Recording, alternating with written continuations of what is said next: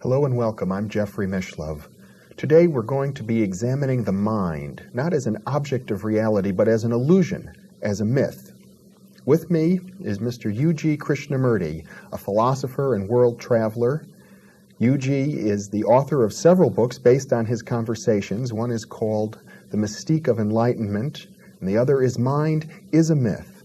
He's sometimes thought of as an anti-guru, as a man who defies all definition, as a reluctant sage. Welcome, UG. Thank you. It's a pleasure to be with you. In your thinking, if I can call it that, you seem to suggest that the mind isn't real in the sense that there's no mind separate from the body. Is that fair? Yes. What is there is only the body. So where is mind? If there is a mind, is it separate from or distinct from the activity of the brain? You see? So it is very difficult to deal with the question of mind. You see, we are only familiar with the definitions. The topic is mind is a myth, but the series you have here is called Thinking Aloud. Thinking aloud or silently brings into the picture a very fundamental question. What thinking is and why do we think?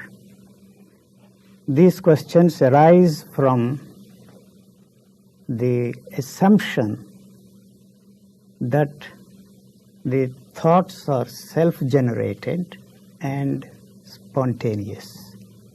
But actually, the brain is only a reactor, not a creator. It is very difficult to accept this because we have for centuries been made to believe or brainwashed. That is very difficult to accept my statement that there are no thoughts at all. Well, you seem to be taking a position which we would categorize as being very materialistic and very mechanistic, that the brain is nothing more than a machine or a computer. It is actually a computer, but we are not ready to accept it. For centuries, we have been made to believe that there is an entity, there is an I, that there is a self, that there is a psyche, that there is a mind, and so on. A soul, so to speak. Soul. Or spirit. Mm-hmm. If you accept the fact, it may not be a fact to you. We may not accept it. You will most probably reject it. And most people will not hesitate to reject that there is no such thing as a soul. And soul is created by the thinking of man. We have been fed on this kind of a bunk for centuries. If the diet were to be changed, we would all die of starvation. Well, we have many words for things that are intangible. We talk about love or honesty or integrity as if they were real objects, and yet they're not objects so much as qualities or processes. I'm afraid we are drifting away from the basic question. Mm-hmm. If you do not want a thing, is there a thinking? Wanting and thinking go together. And thought is matter, you see. So you use thought to achieve either material or spiritual goals. But unfortunately, we place the spiritual goals on a higher level and consider ourselves to be very superior to those who use the thought to achieve material goals. So actually, whether you call it spiritual or material, even the so-called spiritual values are materialistic in their values. So it is matter. Thought is matter. And as I said at the very beginning, thought is not a creator of thought. It is responding to the stimuli. In effect, so what is there is only the stimulus and response.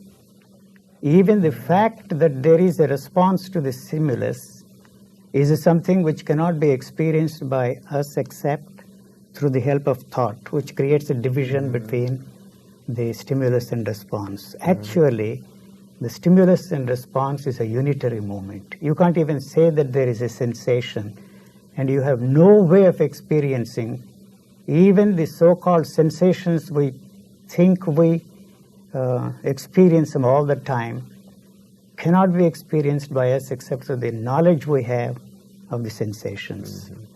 And we infer from all of this that there is a self, that there is a mind that is mediating between the stimulus and the response. What is there is only the knowledge we have of the self, the knowledge that we have gathered from or passed on to us from generation to generation.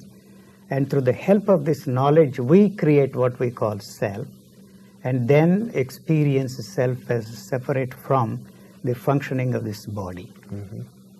So is there such a thing as a self? Is there such a thing as I? For me, the only I is the first person singular pronoun. I use I to make the conversation simpler and call you and I.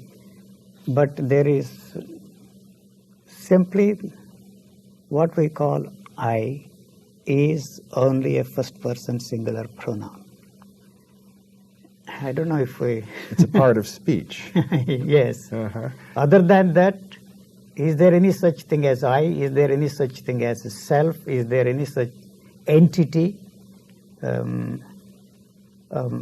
different from the functioning of this living organism? Mm-hmm. See, somewhere along the line of evolution, I can't even make a definitive statement and say that there is such a thing as evolution. But we assume and presume that there is such a thing as evolution. And somewhere along the line, the human species experienced this self-consciousness which doesn't exist in the other species we have on this planet. I mean, you seem to be suggesting it's a product of our language.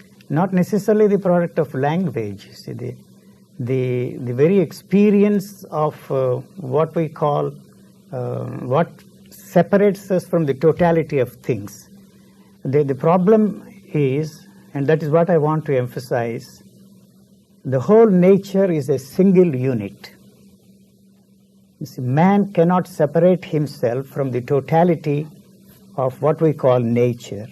Unfortunately, through the help of this self-consciousness which occurred somewhere along the line, he accorded to himself a superior place and placed himself on a higher level and treated himself, and we still continue to treat, as superior to the other species of life that we have on this planet. Mm-hmm. That is the reason why we have created this disharmony. That is why we have created these tremendous problems, ecological problems and other problems. Actually, man, or whatever you want to call him, cannot be separated from the totality of nature.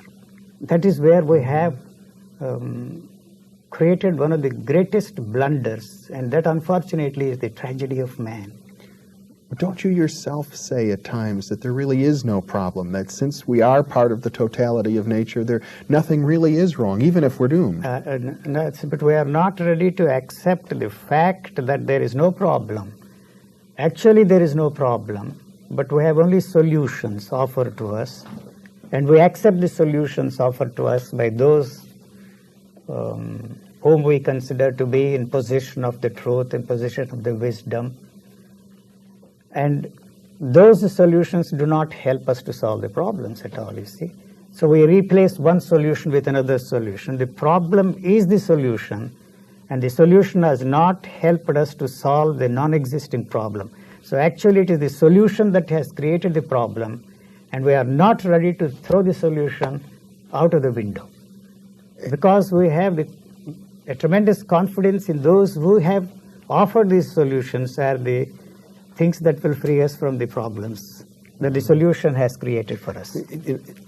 What you seem to be saying is that we think that the solution to the problems of the world is that we can use our mind, we can act rationally, we can develop ourselves, we can become enlightened, we can get involved in social programs, and therefore we can solve the problems of the world, which you're suggesting really only exist as problems because we believe we have a solution for them. What I'm trying to suggest is that there is no such thing as your mind and my mind.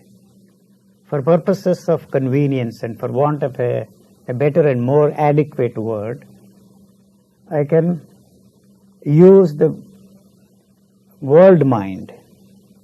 The world mind is the totality of man's thoughts, feelings, and experiences passed on to us. The world mind. World mind. And it is that has created you and me for the sole main purpose of maintaining its status quo, its continuity. That world mind, if I may use that word, is a self-perpetuating one. And its only interest is to maintain its continuity. It can maintain its continuity only through the creation of what we call the individual minds, your mind and my mind. So without the help of that knowledge, you have no way of experiencing yourself as an entity. You see, this so-called entity, the I, the self, the soul, the psyche, or whatever word you want to use, is created by that. And through the help of that, you will be able to experience these things. And so what we are caught up is in this vicious circle, that the knowledge gives you the experience, and the experience strengthens and fortifies that knowledge. And you seem to be suggesting, if I understand you correctly, then that I'm a body here and a brain, and my brain serves as some kind of an antenna. I'm receptive to these thoughts that are coming to me from the world mind, and they give me the illusion that I am an individual self, that I have a mind even. Yes, but is it possible for you, let alone the mind or the entity or the I or the self or the soul or whatever you want to call it, to experience your body as a body without the help of that knowledge? You see, for example, you look at your hand, and is this hand yours? First of all, the hand is created by the knowledge you have of that. Well, what you say reminds me of experiments with people who have been blinded, and then their operations are performed and they see for the first time, and they don't know anything. They have to be taught to recognize the things that they see. Yes. So without the mediation of the mind, if the mind is not trained somehow to recognize this, you're right, it would all be meaningless. You see, we have only these senses. Yeah. The sensory perceptions do not say that this is a hand.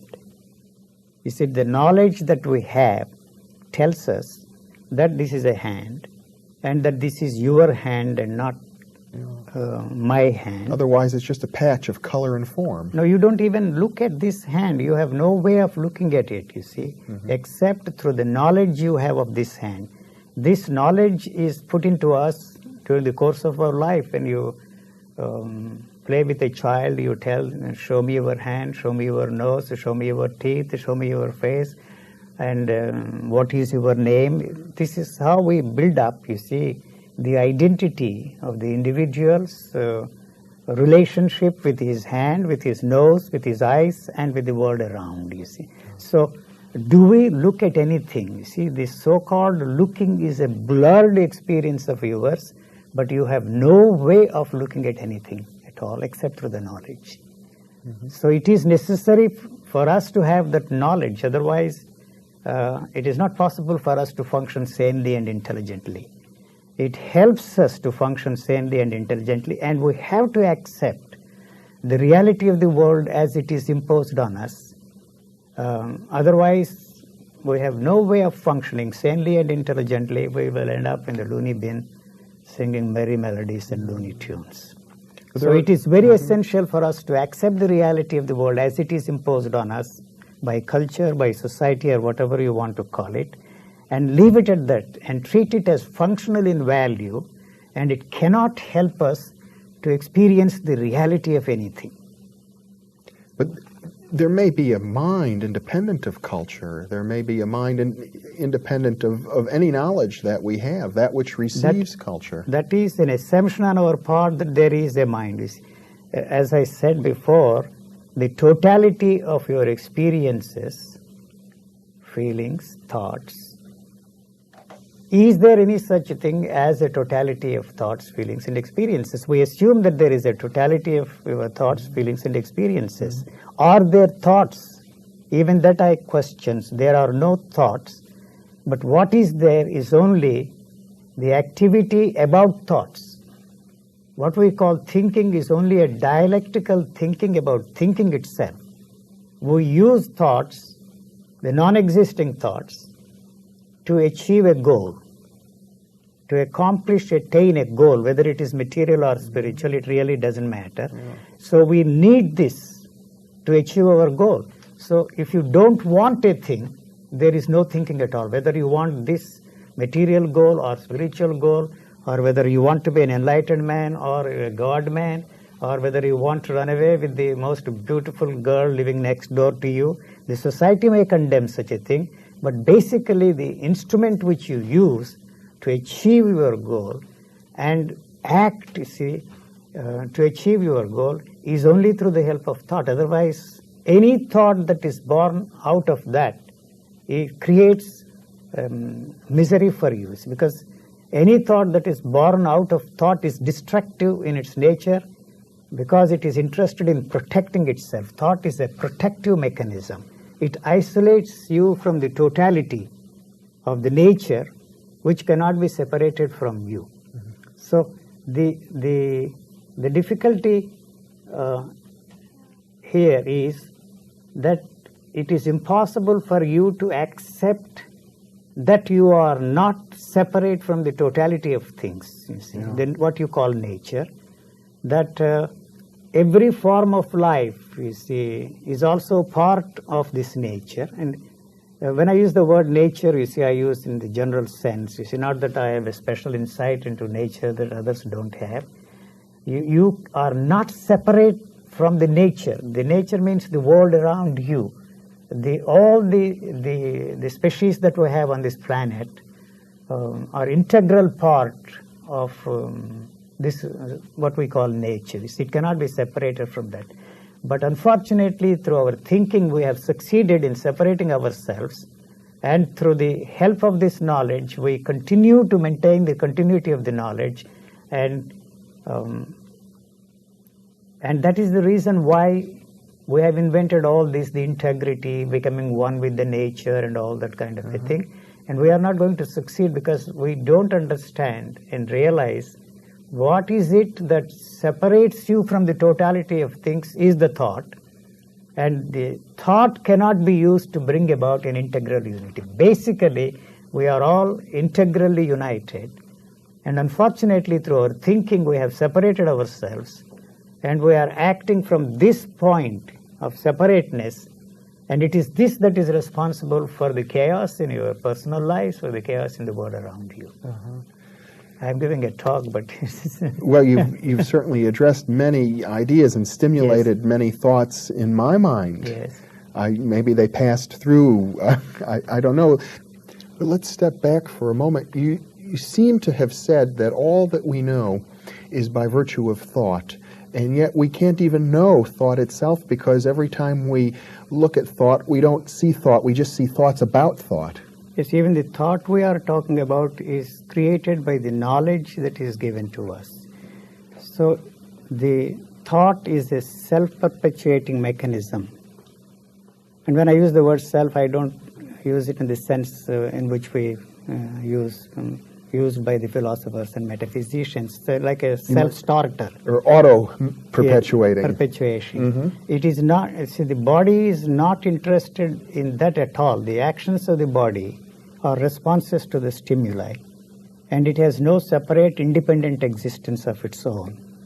So unfortunately, time is the one that has created the beginning and end, and it is interested in permanence, whereas the functioning of the body is immortal in its own way, because it has no beginning, it has no beginning, it is not born, so it has no depth, you see. So there is a depth to the thought, but not to the body. I don't know if I make myself clear. Let me try and paraphrase you. Yes. You seem to be suggesting quite a fabric of many intertwined notions here, and one of them is that thought tends to perpetuate itself. So it does not want to come to an end. The mind doesn't exist, but even so it wishes to believe it is immortal. It is immortal. It is interested in creating an artificial immortality of an entity, soul, self, or whatever you want to call it. It knows in a way that it is coming to an end somewhere along the line, and its survival and its continuity, its status quo depends upon the continuity of the body. But body is not in any way involved with the thought because it has no beginning, it has no end. It is the thought that has created the 2 points. See, this is the birth and that is the death. You see. So our illusion that we have a mind is born out of fear. Of fear. So we do not want the fear to come to an end because the end of the fear is the end of the thought.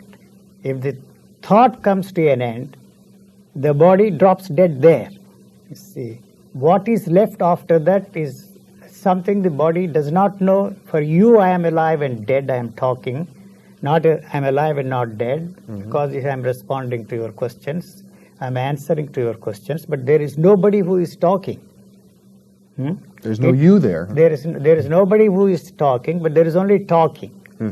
It is like a tape recorder, you see, and you are playing with the tape recorder, and for your own reasons, and whatever comes out of that is what you want to hear from this tape recorder. Well, you seem to be taking a position almost equivalent to that of the physicists who look at matter, and they look at atoms and molecules, and then particles, and beneath particles into quarks, and finally they say there's really nothing there. You see, one of these days, the scientists will have to come to the terms that their quest to find out what they call the fundamental particle, they don't realize that the fundamental particle does not exist, and they are not ready to accept that. And once they come to terms with that and accept that there is no such thing as a fundamental particle, and that there is no such thing as great big bang, whatever they call it, it is an exercise in futility. They will continue to dabble with that. You see, find out answers for that question only for their Nobel Prize, but not for any other But you reason. seem to be saying that the body exists, that the brain exists, and that nature exists. But that has no beginning and no end. That's all that I'm emphasizing. So since the body is not born, so it has no end. You see what? Well, I don't know when you say the body is not born. That seems to contradict It is the thought that has created the body and established a point and says it's born here and it's going to end there. So it is the thought that has created the time factor. I mean, but every cell was created from a previous cell, even the egg. We don't know the beginnings of it, you see. So the whole concept of the creator is redundant. We are caught up in the field of logical thinking, and that there is no beginning, that there is no end, is something which shatters the whole fabric, the foundation of our logical thinking. Yes, it does. So we are not ready to accept that at all. But I don't know if the notion of no beginning and no end, I can see how that might apply to time and space, but not to the body. This body you talk as if it is separate from the totality of the universe or totality of nature or whatever you want to call it. It is the thought that has created the body, a separate entity, and tells that this has a beginning, this has no end. You see, this is the end, that is the beginning. You see, it has created the space. So thought creates the space, thought creates the time. So it cannot conceive of the possibility of anything outside the field of space and thought. Actually, the thought is the one that has created the space and experiences the space, but factually there is no such thing as a space at all. But what is there is space, time, energy continuum, which is a continuum, but it has no end. You see, the thought cannot conceive of the possibility of a movement without a beginning and without a point where it is going to arrive someday or sometime, you see. So that is the problem of the thought. So its actions are limited to its perpetuation, its continuity, its permanence. But anything it says about, anything it tries to talk about, deal with or experience the body, it cannot, because it's something living. Thought is something dead. You seem to be saying, if I can summarize your thoughts, that we are trapped in the prison of our own thoughts, and this prison creates the illusion that we are separate, that we are not part of nature, and yet the prison itself is also an illusion. The prison also is created by the thought, and that is the reason why it is trying to get out of that trap it has created by itself. there is a simile given in one of the scriptures in India. The dog picks up a bone, dry bone, there is nothing there, and then it bites, you see, and the bone hurts the gums and the blood comes out of it. And the dog believes, imagines, experiences, feels, whatever word you want to use, that the blood which is coming out of its own gums is from the bone. So that is the kind of trap in which the whole structure of thinking is caught up, and that's all the time to get out of that. You see, the trap it has created. That's the human predicament. That is the human predicament. UG, yes. Thank you very much for being with me. We're out of time now. All right. Thank you very much. It's been a pleasure. Thank you. And thank you for being with us.